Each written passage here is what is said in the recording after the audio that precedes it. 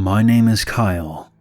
I'm a 20-year-old guy living in Kaneohe, Oahu, in the Hawaiian Islands. I've always considered myself to be a pretty fearless person. I would often brag about how I can make it through any horror movie scenario, or handle any extreme situation that comes my way. That all changed with this experience. Now for some background information, every couple of months or so, me along with my friend Randall would go to the beach with a cooler full of drinks and tents to set up for a party we would have with my family the next day. We would do this to have a certain spot on the beach before anyone else took it. I won't say the name of the beach for privacy reasons. There is a small parking lot at the entrance with a connecting sidewalk that goes on for about 200 feet. It's bordered by trees and a chain link fence, and it eventually leads to a set of bathrooms and a shower area, with two paths that branch off to the shore. The left side is more spacious and flat, and the right path has an overhead canopy. Around 5 o'clock, we get our stuff from the truck and head to our spot. By 9, we had all the tents and coolers set up. By this time, me and Randall would go out for a night swim and play cards while listening to the waves crash upon the shore. Other than the occasional dog walker, there would be almost no one walking around on the beach at this hour. After we finished our 20th round of Uno, I had to take a piss. So I told Randall that I would be back in a few. The bathroom's always closed at 7, so I had to go back down the path and find an obscure area to drain my lizard. I went in for about 20 feet, with nothing but a small LED lantern to guide me. I was about to unzip my pants when I heard something stomping through the bush in front of me.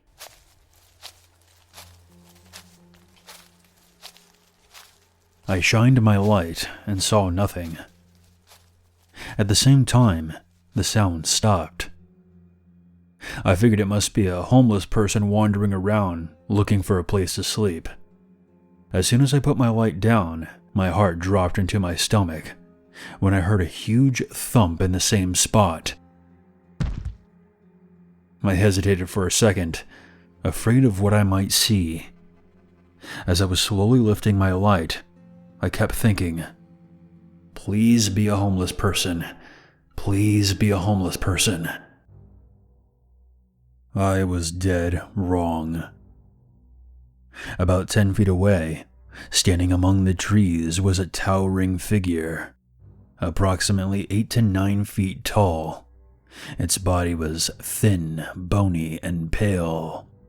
Its arms were extremely long, with its wrists going down past its knees. At the ends of these arms were hands with 3 fingers, with long black nails protruding from the ends. Its fucking face. It had a bulbous head with no hair whatsoever. Its massive eyes were similar to an owl's. I could not see a nose, only 2 barely visible vertical slits above a mouth that hung agape, almost smiling. Inside were hundreds of needle-like teeth, and what appeared to be drool falling from its maw. Picture Pennywise the clown just before it bites off Georgie's arm. I just stood there shocked and horrified by the monstrosity that stood only mere feet from me. I couldn't move. All I could do was stare and feel warm piss stream down my leg. I don't know how long I stood there. It felt like an hour, but was probably only a few minutes. Only when I realized this thing was taking steps towards me that I snapped out of my trance and hauled ass out of there. I ran back to the tent, yelling for Randall. "Dude, we need to get the fuck out of here now." "What? Why?" "We're gonna lose our spot." "I am not fucking joking. There's something out there that's coming for us." "Come on, man. You just saw a homeless guy. Let's just calm down and wait until..."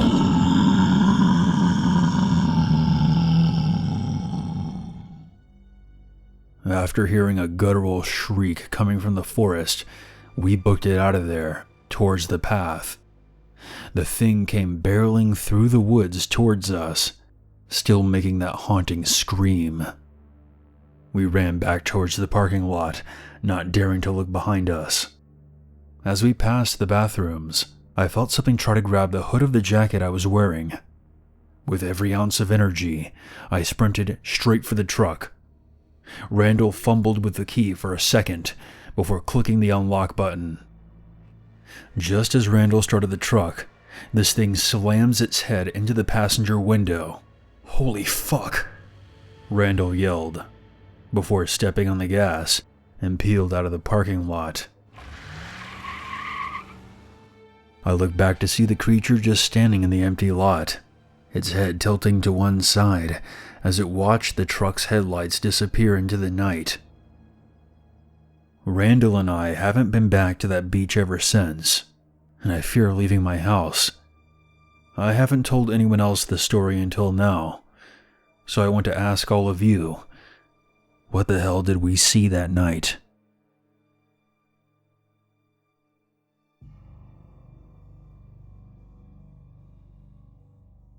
I grew up listening to the cautionary tales of La Llorona, El Cucoy, and the Brujas. I was around 20 years old when I was visiting my extended family in Mexico. Though my parents are from the same province, they grew up in different towns, so visits involved a lot of driving.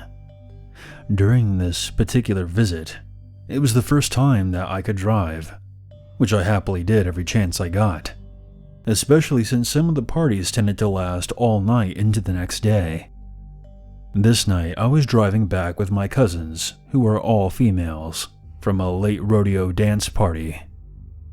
We were all tired. I'll admit that there was alcohol there, but only one of us drank, and since I was the designated driver, I was completely sober. The roads in the area can go on for miles. You won't see anyone or anything. You'll come across the occasional abandoned house or fenced-in open fields, but there was no way of getting into anyone's property unless you wanted to jump over the barbed wire. As we were driving, I got the sense that something was behind us. I looked in my rearview mirror and saw no headlights, so I kept going. A few minutes later, I get the same feeling again. I look again, and this time I can see what appeared to be a pair of headlights in the distance. I ignored it since they were quite far away, but I did tell my cousin Jay, who was sitting beside me. I was essentially telling her to keep an eye out, just in case. It's not unheard of for people to be driven off the road. I'm sure all of you have heard the stories. If there was even a whiff of bad vibes, I was going to press on the gas and drive back to the safety of my mother's hometown. But Jay looks in the mirror, and she says she didn't see anything. I look again, and the lights are gone. I'm getting a little freaked out at this point, so I press the gas a bit. My cousins in the backseat seem a little uneasy with me going faster, though I pay them no mind. We finally get to the last bit of road before reaching our destination. When I looked back in the mirror, what I saw freaked me out, almost jerking the wheel and swerving off the road. Running behind the car was a huge black dog. Its glowing eyes were staring right back at me through the rearview mirror. I screamed and floored it. My cousins in the backseat were startled. I could hear Jay yelling at me to slow down, and that I wouldn't be able to make the sharp turn into the village, but I didn't care. I had to get away from this thing that was chasing us. I see the turn into the town, and I managed to slow down just enough to make it. Not even bothering to park inside the gated garage, I just get out of the car and run into my grandmother's house. I locked myself in my guest room, and I didn't come out despite my family's efforts. What I saw out on the road defied all reason. The headlights that were in the distance were not headlights at all. They were a pair of eyes. I don't remember falling asleep, but I woke up still in my clothes from the night before. I showered and changed before making myself go down to the living room, where my parents began to berate me for my speeding and my tantrum from last night. When asked for an explanation, I couldn't provide a logical reason for my actions. It came like word vomit, and by the end, I was shaking, nearly in hysterics. My mom was now concerned and suggested that I go see a doctor, but my dad was silent the entire time. They both walked out, and I could hear them talking in low voices in the kitchen before I heard someone leave, and my dad came back into the living room. He sat down next to me and told me that when he was younger, he was driving home from a friend's house when what looked like a huge dog jumped in front of his car, nearly causing him to crash. He stopped and looked back in his mirror, seeing a pair of white glowing eyes staring at him. It eventually walked back into the fields and disappeared. When he got back home, he told his brother what he saw. His brother then informed him of the legends surrounding our bloodline. This giant dog appears to my family members every so often. No one knows why, but the stories go back for centuries. Some speculate that it's an ancestral curse. Another strange thing is that the creature will only appear in Mexico. No one on my father's side of the family living in the United States has seen it. And though it doesn't seem to harm us, it gives us a sense of fear and dread whenever it appears. When I asked my dad why he never mentioned it, he said it was because, as far as he knew, the dog only appeared to the men in his family. I am the only girl who has seen it, and I don't know what that means for me.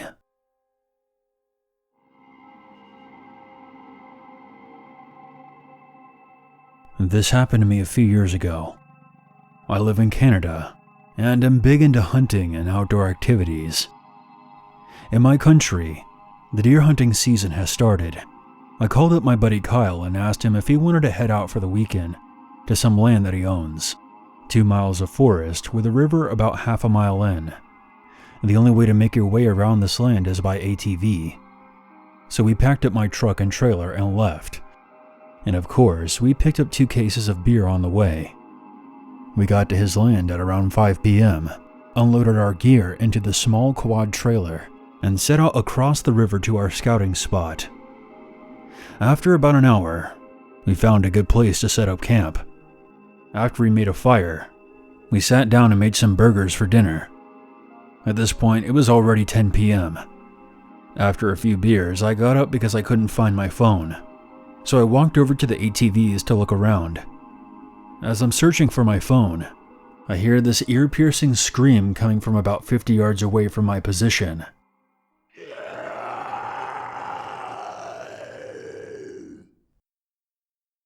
It sounded inhuman. It made the hairs on the back of my neck stand up straight. I heard a gunshot, and I turned back to Kyle. "Why the fuck are you shooting?" "I swear to God, man, I saw something in the trees. It wasn't human. It wasn't fucking human." The loud scream came again, sending chills up our backs. We stayed up for hours after that, and I still couldn't find my phone. A little after 2:30 a.m., Kyle fell asleep, and shortly after, I did too.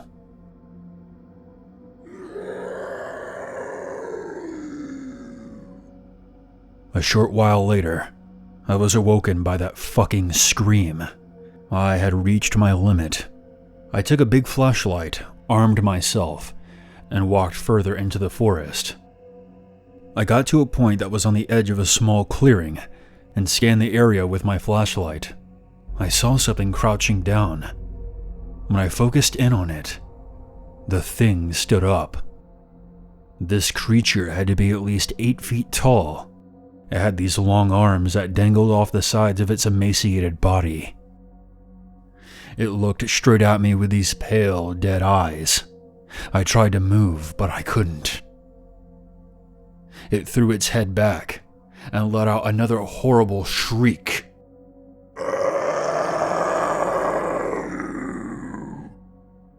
And I dropped my fucking flashlight and ran back to the camp. I heard the creature crashing through the trees, chasing after me. Kyle was still sleeping, so I yelled at him to wake the fuck up. He jumped out of his sleeping bag as soon as I turned around and fired the rifle into the forest.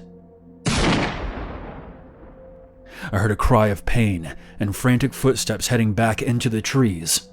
I either got lucky and hit it, or I scared it off. We left all of our supplies and jumped onto our ATVs and got the hell out of Dodge. As we crossed the river, we saw something laying on the opposite side. As we drew closer to it, we discovered it was a mutilated deer carcass riddled with bite marks. Its head was missing. We got back to the truck and floored it out of there, leaving our ATVs behind. On the way back to Kyle's house, neither of us said a word about what just happened. By the time we got back, the sun was slowly starting to come out. He fell asleep pretty fast, but all I could do was stare up at the ceiling, thinking about what that thing was in the forest, its haunting screams echoing in my head. I shudder to think about what would have happened to us if I didn't wake up when I did. We might have ended up like that deer. I haven't been able to sleep well since this happened. It's been 4 days, and neither me or Kyle have gone back to grab our gear and ATVs, but we are planning to do so tomorrow. And I hope to hell that we never encounter that thing again.